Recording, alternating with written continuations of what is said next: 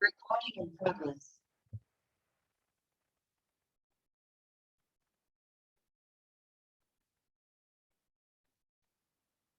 Buenos días, doctora. Mi nombre es Eddie Fernando Reyes Betancourt y el día de hoy voy a tratar de explicar resumidamente qué es el síndrome de Down o también conocido como la trisomía 21. Principalmente me gustaría hacer énfasis en quién descubrió este síndrome. ¿Por qué? El síndrome de Down por primera vez fue identificado en el siglo pasado por el médico John Langdon Down, en donde él notaba un comportamiento y un fenotipo totalmente distinto al de un niño normal.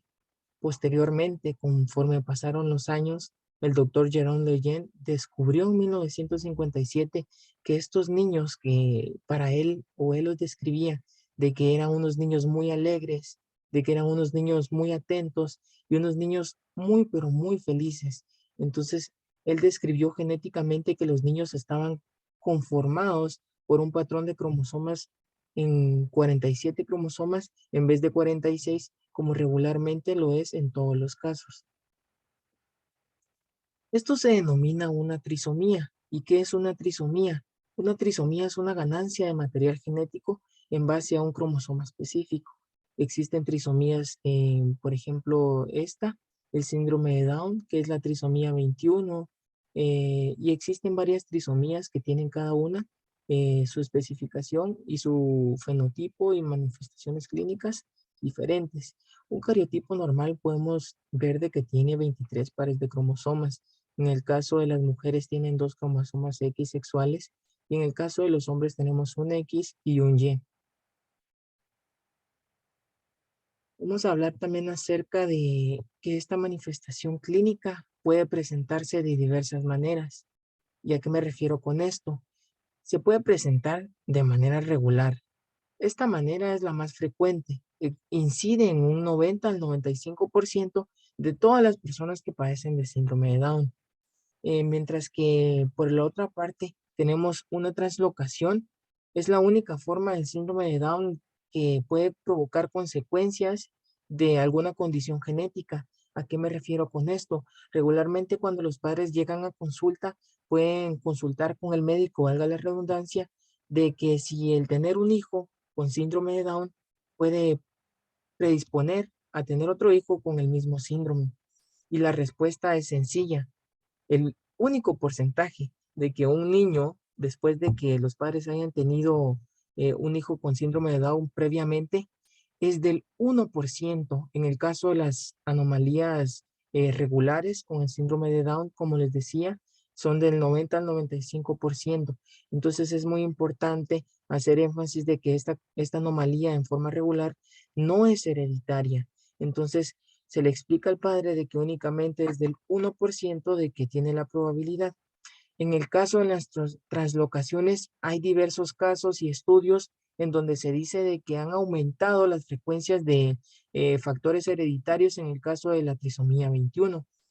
Como aquí bien lo vemos en la presentación, representa un 5 a 7% de los casos de síndrome de Down, en donde sí se le dice al padre que tiene una alta tasa de probabilidad de que el siguiente niño que tengan pueda que desarrolle síndrome de Down o trisomía 21, ¿verdad? En el caso del mosaico, esto es muy importante saberlo con base al síndrome de Down. Esto ocurre cuando algunas células del nuevo embrión contienen cromosomas adicionales. Es muy posible que el recién nacido no manifieste todas las características clínicas que representan al síndrome de Down. Es decir, los niños no van a tener un fenotipo totalmente regular de un síndrome de Down, en donde ellos tienen exageradamente diferentes manifestaciones clínicas. Probablemente un niño con síndrome de Down regular y no con mosaico va a tener muchas manifestaciones clínicas, anomalías de todos sus sistemas en general, anomalías cardíacas, gastrointestinales, fenotipo su rostro, mientras que estos niños únicamente podemos observar de que se encuentran un tanto distintos a la relación de un niño normal. Sin embargo, en la niñez es muy difícil identificar en la niñez, más que todo de 1 a 5 años o de 1 a 3 años, identificar que un niño tenga mosaicismo del síndrome de Down. Dentro de las características físicas de un síndrome de Down o de una trisomía 21 regular, tenemos de que los niños poseen un tabique aplanado. Regularmente el tabique se encuentra un poco más evaginado y aquí lo vemos más invaginado, ¿verdad? Los ojos son rasgados. Es una, es una parte muy importante a tomar en cuenta en el fenotipo de estos niños. Las orejas son puntiagudas y de implantación baja. El cuello es corto y ensanchado. La boca es muy pequeña y regularmente estos niños tienen la lengua muy grande, tienen macroglosia. Em, También podemos identificar de que los niños tienen un pliegue denominado pliegue simiano y la separación entre el primer dedo y el segundo ortejo, ¿verdad? Podemos observar aquí en la imagen claramente cómo se ve el pie de este niño y acá el pliegue simiano. Dentro de las consideraciones a tomar en cuenta médicamente, es de que estos niños, el 40 o 50% van a sufrir de cardiopatías congénitas. Regularmente estos niños sufren de una comunicación interventricular denominada circuito eléctrico fallante o foramen oval abierto, en donde el 10% nace con malformaciones intestinales también. eh, es muy importante, ¿verdad? Ya que dentro de todo esto hay que llevar un registro de estos niños, ver cuándo se presentan las manifestaciones clínicas, ver si no tienen atresia en alguna otra parte que les impida seguir con su funcionamiento o con su homeostasis como tal, y poder identificarlas y tratarlas inmediatamente para reducir los daños conforme vaya pasando el tiempo. Vamos a hablar también de que el 50% presenta alguna deficiencia visual.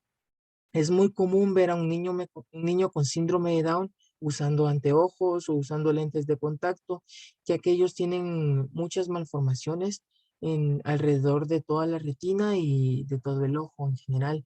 Alrededor de un 40%, es muy importante tener en cuenta esto, presenta una pérdida en la audición en donde probablemente encontremos niños sordos y también ciegos, ¿verdad? Entonces es muy importante tomar en cuenta que conforme avanza el tiempo, también estos niños pueden predisponerse a tener un factor de riesgo más amplio a presentar estas dos afecciones neurológicas. Los niños con síndrome de Down tienen un mayor porcentaje de prevalecer o de prevalencia de problemas de la tiroides y tendencia a la obesidad. Probablemente podamos relacionar de que un niño pueda presentar hipotiroidismo congénito, en donde todo el metabolismo de la tiroides está lento. Es decir, la secreción por parte de la tiroides cuando se trata de un hipertiroidismo primario, la tiroides no está funcionando como debería. Por lo tanto, en los valores clínicos o en las pruebas bioquímicas podemos denotar un aumento de la hormona tiroidea estimulante o la TSH, tratando de compensar negativamente el déficit de esta hormona. Sin embargo, estos niños deben de recibir tratamiento porque si no pueden presentar todos los síntomas parecidos a un hipotiroidismo congénito. Estos niños también tienen o pueden tener hipotonía, perdón, e hiperlaxitud ligamentosa. Es decir, ellos pueden tener un tono muscular débil, pero sus articulaciones son como muy extendidas. Pueden extenderse mucho, pueden ser muy flexibles, pueden verse los casos de que los niños con síndrome de Down probablemente les guste mucho el hacer gimnasia, ya dependerá de la crianza y de cómo ellos les guste en las actividades deportivas o físicas. También vamos a hablar de que especialmente cuidado con la piel de estos niños, ya que es muy sensible, puede referirse a de que si sufren una mayor parte o tienen una mayor incidencia en infecciones de la piel estos niños que un niño normal. El sistema respiratorio más frágil y hiperactivo, que quiere decir de que el sistema respiratorio está debilitado. El paciente con síndrome de Down se encuentra inmunocomprometido, por ende cualquier infección bacteriana, viral en los pulmones puede ser totalmente catastrófica para estos niños. Presentan diferentes grados de retraso mental. Obviamente, los niños con trisomía 21 padecen de un retraso mental moderado, significativo o grave.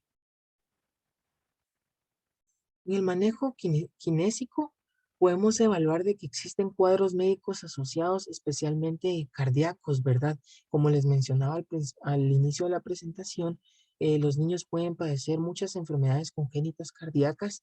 El grado de la hipotonía e hiperlaxitud ligamentosa, podemos evaluarlo, podemos tratarlo con medicina física, el nivel de la fuerza muscular de igual manera, los aspectos antropométricos y generales, sus medidas, su índice de masa corporal. Es muy importante tener en cuenta todo esto en los niños con trisomía 21. Bueno, esta es una parte muy importante, la intervención temprana. ¿A qué me refiero con esto? El poder identificar o saber determinar qué afecciones tiene el niño, ya que si identificamos una malformación congénita a tiempo, regularmente estos niños tienen un buen pronóstico. Pero ¿qué pasa cuando no se identifica, cuando no se sabe? En el caso de que exista un niño con trisomía 21 y con un fenotipo generalmente como el mosaicismo y que sí presente una malformación congénita, generalmente los médicos o generalmente los padres no se dan cuenta y lo llegan a ver hasta que el niño ya tiene secuelas o comienza su periodo sintomático, ¿verdad? Entonces, ya cuando se está desencadenando el periodo sintomático, ya la afección ha avanzado. Entonces, no tiene la misma probabilidad de recuperación un niño que fue intervenido tempranamente a un niño que fue intervenido posteriormente a la presencia de los síntomas o del periodo clínico. ¿Cuándo se deben pensar?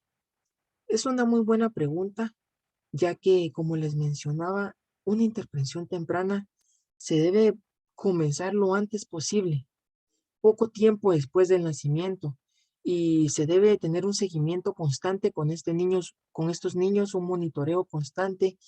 Los términos hitos del crecimiento y edades claves, estos quieren decir que son una serie de habilidades de 4 áreas de desarrollo que se esperan un niño logre en un tiempo designado.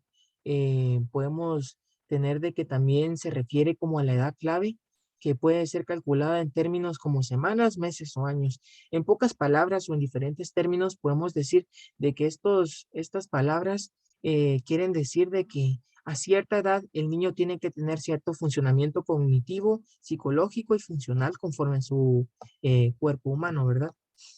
El objetivo no es acelerar la velocidad del desarrollo motor grueso. Lo principal para estos niños, como les mencionaba, es reducir el desarrollo de patrones posturales, movimientos compensatorios anormales o cualquier malformación que el niño pueda presentar a nivel postural. La integración educacional. Probablemente acá en Guatemala tengamos, por ser un país en vías de desarrollo, un estigma hacia estos niños. La mayoría de personas los acepta, sin embargo existen personas de que los rechaza. Estos casos inciden muchísimo, muchísimo en las familias. Parte de la rehabilitación y parte de saber conllevar o tratar a un niño con trisomía 21 es la aceptación, porque existen casos en donde el CONADI indica de que los niños con síndrome de Down tienden a quedarse huérfanos con una mayor incidencia a que un niño normal. El CONADI es una asociación que vela por todos los derechos de los niños con discapacidades o de las personas con discapacidades o alguna capacidad especial, ¿verdad? Dentro de la integración laboral, probablemente esto siempre se ha visto, ¿verdad?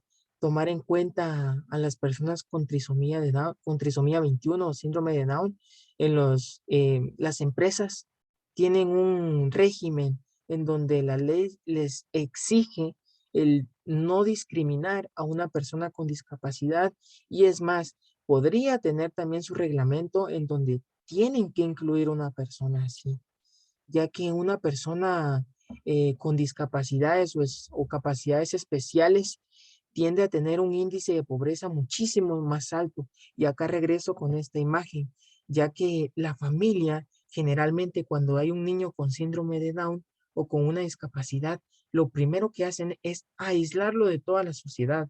No quieren que vaya a clases porque se van a burlar de él. Es un estigma muy, muy grande que tenemos en el país y que debemos de estar corrigiendo conforme pase el tiempo, ya que los niños con discapacidades o niños con síndrome de Down o cualquier enfermedad eh, tienden a tener este índice de pobreza más alto, y esto va relacionado directamente, pero directamente con que los niños con discapacidades o con síndrome de Down no estudian. Generalmente son pocos los niños que estudian. Entonces, un niño que no estudia, o existen también asociaciones especiales para estos niños. Sin embargo, hay una palabra muy importante. Si el niño tiene sus capacidades residuales, eh, o sea, la maestra o la mamá o la persona que la esté educando debe de dejar ser autónomo al niño conforme a sus capacidades residuales. No debe darle un trato especial en el caso de tener otros hijos, porque el niño se va a sentir como un poco excluido de la normalidad y va a comenzar con un proceso de anormalidad, y todo eso conlleva a diversos procesos al niño que hasta pueden llegarlo a deprimirse o a volverse antisocial. Por eso es muy importante la rehabilitación. El principal pilar de la rehabilitación es la familia. La integración social. Debemos aprender a vivir con estos niños. Estos niños son una felicidad. Estos niños no tienen malicia alguna. Estos niños tienen mucha afección con las personas. Entonces, me llama mucho la atención de que el doctor Jerome, vamos a regresar con la imagen, el doctor Jerome Lejeune prefirió no ganar un premio Nobel, pero prefirió tratar de saber un poco más o no mentir sobre la verdad de los niños de síndrome de Down. Entonces, es muy importante esto de que no solo debemos tratar a los seres humanos cuando tienen una enfermedad como una patología, debemos tratar a los seres humanos como un ser humano como tal, como que fueran personas comunes y corrientes. Todos somos personas, todos tenemos tantos sistemas en el cuerpo humano, todos tenemos una función. Prácticamente todos somos iguales, mas no genéticamente. Entonces, esta ha sido mi presentación. Espero haya sido de su agrado. Me despido. Muchas gracias.